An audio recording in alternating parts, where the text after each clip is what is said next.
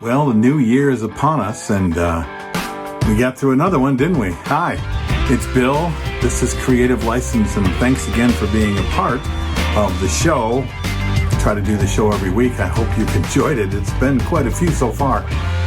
Thank you to my sponsors, as always, to DJ Event Planner, a promo only, DJNTV, the entertainment experience, my workshop, all that stuff. Thank you very much for being all a part of that. I hope that you take good care of all of those wonderful people, including Electro Voice, my favorite speaker company in the history of the world. So, new year, just around the corner. What happened? How did it go? Have you taken stock in what happened? Because that's really, I think, more important than coming up with New Year's resolutions.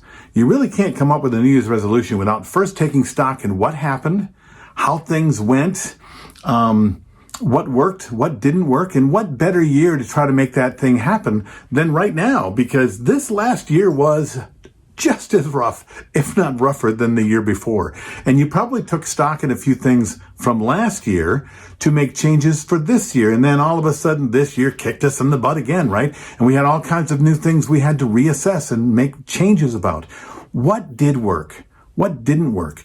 And if you haven't done this exercise, I would suggest that you do. Get out a piece of paper, write down exactly what happened this year, all the events you had, where they were, all the sales you did, how they went, all the marketing you put out there and what you got back on. Look at what worked, because some of those things did work, and then what didn't, and then why they didn't. And if you don't understand why, then reach out to people and discuss it so you can work out exactly what you think went wrong. Because if you don't reassess and look at what you did last year, then it'll be almost impossible for you to make adjustments, because that's important, right? I mean, if we've learned anything for the last couple of years, is that nothing is going to stay the same no matter how hard you try. And it's not going to come back to the way it was.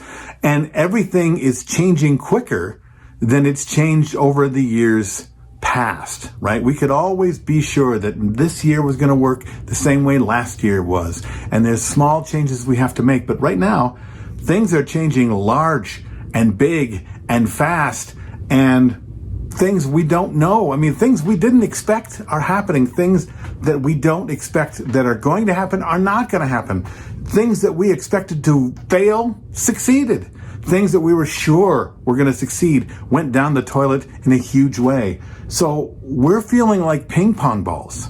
We're not used to that. I mean, yeah, we have a business that moves around probably more than other businesses, but even more so now because of COVID, because of just the way the world is changing. That assessment is really important. Now, if you can't do it on your own, find someone who can. Reach out to someone like myself, or find yourself a mentor that can sit you down and make you look at the hard part of your business, which is what worked and what did not work. And this is something that you can do regardless of how big of a company or how small of a company, regardless of how many gigs you do and how many gigs you don't do. Things went well this year. You need to put together a party and talk about how well those things went.